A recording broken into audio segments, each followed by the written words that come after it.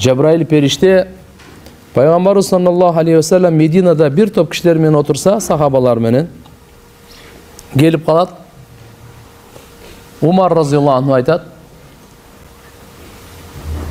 Papakay giyim. Çaçı kapkara. Sapardan hiçbir belgisi yok.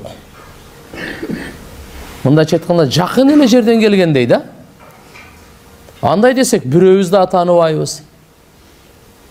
Uzaktan geldi desek, sapardan belgisi yok. Sapardan gelgen kişine çаңып kalat, kıynalıp kalat, cüdöp kalat. Андай dagı yok. Gelgenine taң kalıştı olgan.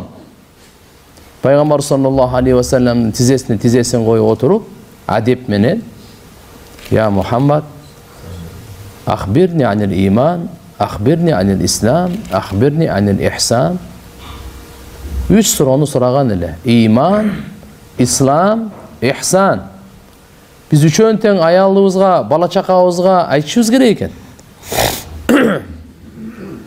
Андан кийин башкаларга дагы. Пайгамбарыбыздан иманды сураганда пайгамбарыбыз айтты. Антумина биллах. Иман эмне? Иман деген эмне? Имандан кабар бериңизчи деп сурап атат. Пайгамбар саллаллаху алейхи ва саллям айтат, иман деген bir Allah'a iman keltirүүң. Кантип иман келтиребиз?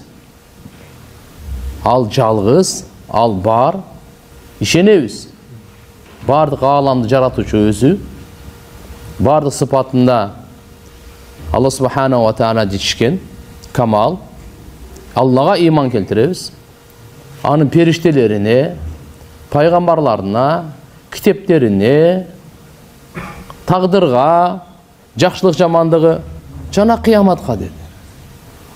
Ушул 6 имандын түркүгүн ар бирибиз билишибиз керек, бекем ишенишибиз керек, үй бүлө бала чакабызга үйрөтүшүбүз керек, алар бардыгы билсин ушуну. Бирөөсү аксап калса чатак. Имандуу жашоо деп ушуну айтат. Эртеге кыямат күндө Алла субханаху ва тааля баарыбызды иманга жараша кайрылат. Куранда я айюхаллазина аману, эй имандуулар. Ошо 6 иман келтиргендерди айтат. 6 иман келтирип, ошого бекем болсун. Иманыбыз бекем болсун. Ислам не dedi? Эстегенде ушун пайгамбарыбыз барын айтып берди да. Айтып бергенде Cebrail, алыга чейин жөнөкөй бул киши өзү периште экенин билдирген эмес да. Айтып атпайбы? Туура айтасың дейт. Сахабалар ошондо билбегенин сурап туруп, пайгамбарыбыздан жооп алып, анан кайра туура айтасың деп тастыктап койгону булгандай болду. Таң калдык дейт. Анан ислам не dedi? Пайгамбарыбыз саллаллаху алейхи ва саллям исламдын 5 түркүгүн айтты. Күбөлүк бермеклигин. Bir Allah'dan başka sığınğana layıktı zat çok. Al jarattыбы? Boldu, ibadатка да layık özü. Jaratууда Allah'ın şeriki yok bu, ibadatta da gany şeriki bolboş gerek. Allahu haliku kulli şey, her bir neseni jaratуучу özü, şeriki yok bu, ibadatta da şeriki bolboş gerek. Allah'a gana taandık ibadat. Күбөлүк бермекligin, Allah'dan başka sığınğana layıktı zat yok, jaratуучу yok. Muhammed'ın elçisi 5 vakt namaz turguzmagın, orozо, zeket, acılık. Dagı tуура айтасың деп koydu. Üçüncüsü ihsan degen sorunu verdi. Akhbirni anil ihsan. İhsan degen ne? Biz köpünçe imanды okup жүрөбүz, İslamды okup жүрөбүz ушундай сөздөрдү. İhsan degen ne dep суроо verdi. Peygamber sallallahu aleyhi ve sellem жооп берди. An ta'budallaha ka'annaka tarah. Muna ihsan. Allah'ını görüp durganday ibadat kılууң. Allah'ını görüp durganday ibadat kılууң. Uşul ihsan bolot. Fa illam takun tarahu fa innahu yarak. Egerde sen андай kıla albasaң, Allah'ını görüp durganday ibadat kıla albasaң, anda Allah meni görüp turat. Allah meni görüp turat. Деп ibadat kıl. Eң жогорку ihsandын darajасы Allah'ını görüp durganday ibadat kılуу. Eң төмөнкү ihsandын darajасы Allah meni görüp turat degen. Allah meni görüp turatты. Orozo karmasak dagı, зекетибизди кайрымдуулук кылсак дагы, Куран окусак дагы, дуа кылсак дагы, зикир кылсак дагы, намаз окусак дагы Алла мени көрүп турат деп. Ушул сезимди кайра алып келе берейли. Кайра топтой берейли. Кайра кайталап бири-бирибизге эстетип, кайра. Бул жөнөкөй нерсе эмес. Ушул келе турган болсо, анда ихсан сыпаты бизге келет да. Инналлаха юхиббул мухсинин. Ихсан сыпаты бар адамдарды Алла Таала өтө жакшы көрөт. Аларга башкача мамиле кылат. Алланын жардамы, колдоосу бирге. Эми ушуну биз үй бүлө бала чакага айта барайлы. Андан кийин дагы бир топ суроолорду берген, кыямат качан болот деп деле пайгамбарыбыз айтты. Суроочуга караган, суралынганга караганда суроочу билүүчүрөөк деп койду.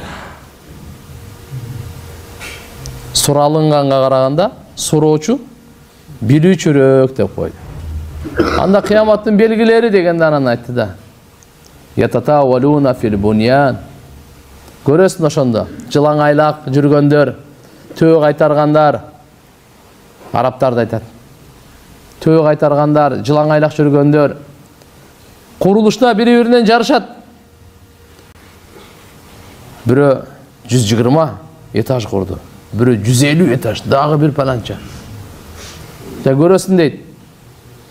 Күн өзүнүн тарбиялай турган апасын, өзү төрөйт, өзүн тарбиялай турган апасын. Бул мансаганда кыздар энелерин тарбия кыла турган, энелерин башкара турган, энелерин жумшай турган, энелерине кызмат кылдырта турган.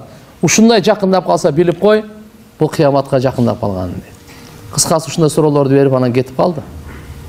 Пайгамбарыбыз кеткенден кийин, о киши кеткенден кийин айтты: "Билдиңерби?" деди, "Ким келди мына?" Пайгамбар сахабалар айтышты: "Алланын элчиси билет, биз билбедик ким" деди. Пайгамбарыбыз айтты: "Жабраил болчу" деди. Адамдын өңүндө келген экен да. Жабраил болчу, келди силерге диниңерди үйрөтүү үчүн келди, анан кетти дейт. Мынакей.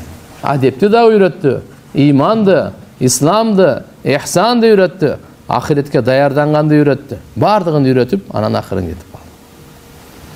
Ошон үчүн туугандар, биз өзүбүздүкү эле жоопкерчилик эмес, биздин үй бүлөбүзгө дагы жоопкер экенбиз. Ошон үчүн аларды дагы жумшактык менен, сунуш иретинде, буйрук эмес, сунуш иретинде, мухаббат менен, сый урмат менен, тамак, чай, жакшы бир жемиш, ушулар менен акырын аларды динге тартайлы. Биз менен кошо аялыбыз чогуу намаз окусун. Кандай чоң бакыт. Биз менен чогуу балдарыбыз чогуу намаз окусун. Кандай чоң бакыт. Кыздарыбыз биз менен чогуу намаз окусун. Кандай чоң бакыт. Чогуу Куран окуйлу. Чогуу талимде отурайлы. Чогуу иманды сабагын кылайлы. Чогуу зикир кылайлы. Чогуу дуа кылайлы. Бул чоң нерсе. Ошон үчүн иншалла Алла Таала да Куранда, Пайгамбар саллаллаху алейхи ва саллям хадистерде көп буга маани берип айтып кеткен. Андыктан, урматтуу туугандар, бүгүнкү күнү үй бүлө маселеси эң бир актуалдуу, эң татаал, эң маанилүү маселелерден бири. Эң маанилүү маселелерден бири. Ошон үчүн үй бүлөнүн бактысы, үй бүлөнүн курулганы, буну уланып кетсин, машаалла, көктөп кетсин, гүлдөп кетсин, бул иман менен туугандар.